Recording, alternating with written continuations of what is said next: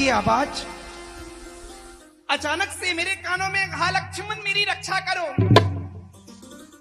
हा सीते मेरी रक्षा करो। लेकिन जब मैं अपने मन में विचार करती हूं तो मेरे स्वामी तो उस मृग का आखेट करने गए। मेरे स्वामी पर संकट, और यदि संकट आया भी है तो ये आवाज जब मुझे सुनाई दी तो मेरे लक्ष्मण तो कुटी के बाहर हैं। ये आवाज लक्ष्मण को भी अवश्य सुनाई दी होगी। हे लक्ष्मण, क्या ये आवाज तुम्हें भी सुनाई दी? स्वामी ने पुकारा, हा लक्ष्मण मेरी रक्षा करो, हा सीते मेरी रक्षा करो।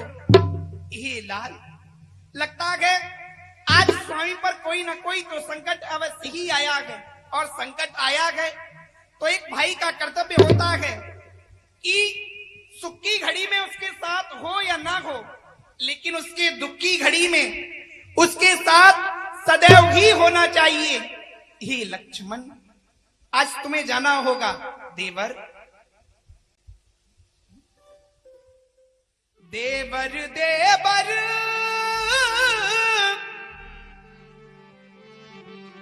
जाकर देखो,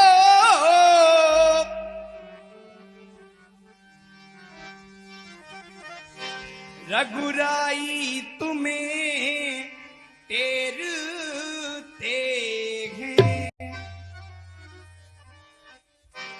भाई के थके हुए बाजू, भाई की बात घेरते हैं। और न जाने लक्ष्मण क्यों, जब से हम इस वन प्रखंड में आए हैं हमारे साथ कुछ भी अच्छा नहीं हो रहा। भगवान न जाने अपने सुख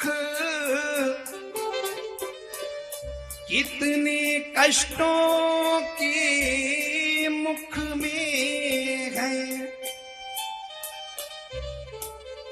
लक्ष्मण इसमें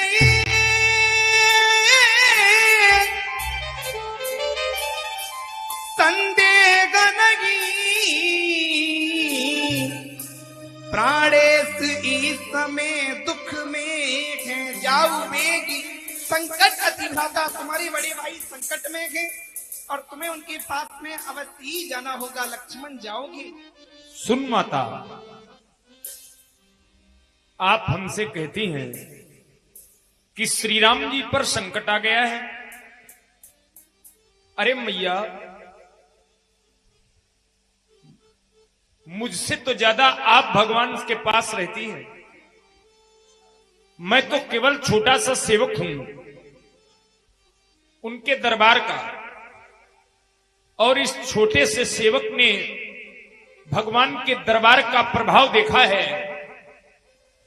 आप कहती हैं संकट आ गया है। भगवान का प्रभाव कैसा है ये मुझसे कहीं अधिक आप जानती हैं। अरे संसार के लोग ये बात कहें तो बात कहीं तक ठीक है, पर ये आप कह रही हैं। आप तो जानती हैं कि भृगु विलास सृष्टि लय होई।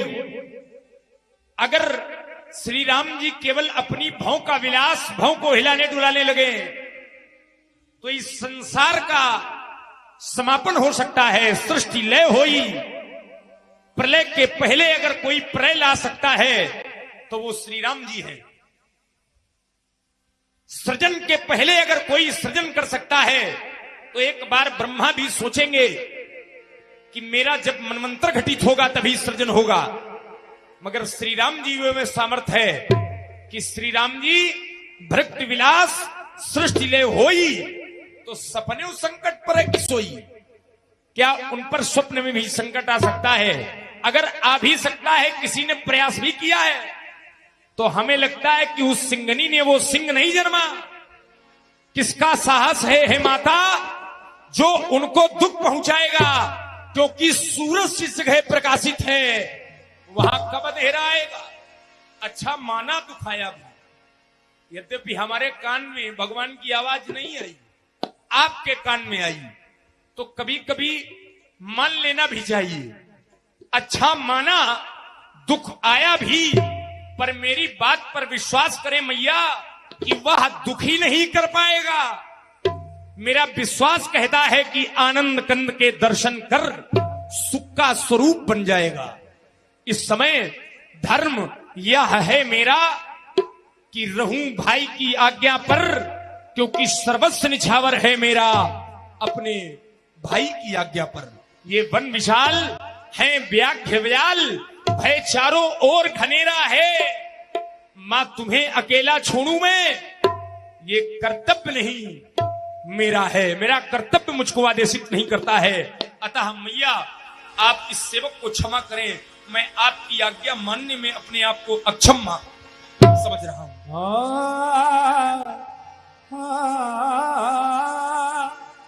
मरम बचन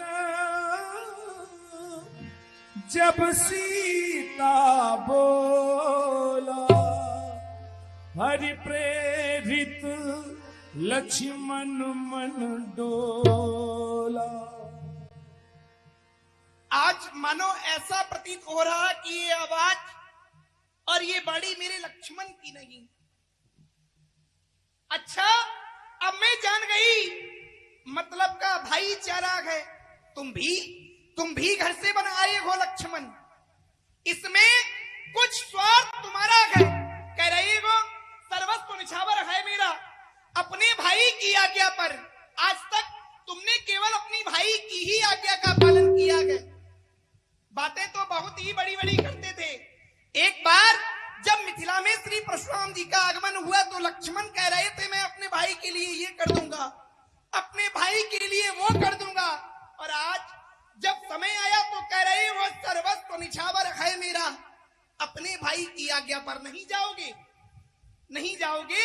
लाओ अपना ये धनुष बाण मुझे दे दो लक्ष्मण, मैं स्वयं जाऊंगी और अपने स्वामी की रक्षा करूंगी। क्योंकि मैं एक छत्राणी नारी हूं और छत्राणी नारी सब कुछ सह सकती है, लेकिन अपने पति को कष्ट में नहीं देख सकती। आज मेरे स्वामी पर संकट है।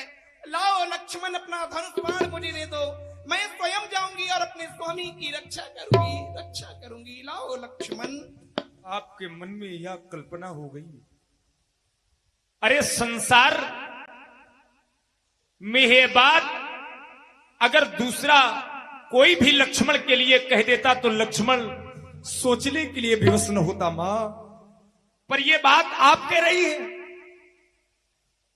मैंने जिस धनुष यज्ञ की आप चर्चा कर रही है, मैंने उस समय भी अगर वचन कहे थे तो संसार में क्या उस सभा में बैठे हुए किसी को हर्ष हुआ हो न हुआ हो, पर मेरी बात पर आप पूर्ण अस्वस्थ हो गई थी और आज आप इस बात पर विवश कर रही है कि भाई ये मतलब के लिए आया है। अरे मैया, मैंने तो इन चरणों की सेवा करने के लिए, इनकी आज्ञा का पालन करने के लिए, अपने जीवन को निछावर करने के लिए संकल्पित हो चुका हूं मैं, और आप मुझे विवश कर रही हैं। तो अब केवल मैं आपसे निवेदन इतना ही कर सकता हूं, अच्छा माता मैं जाता हूं।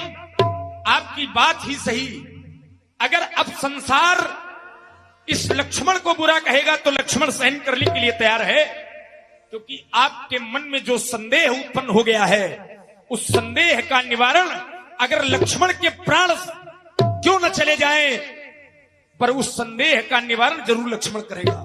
लक्ष्मण का एक एक पल, एक एक क्षण श्री राम सीता जी के चरणों में समर्पित जीवन पर्यंत रहेगा। अच्छा माता मैं जाता हूं, अब तुम सावधान होकर रहना।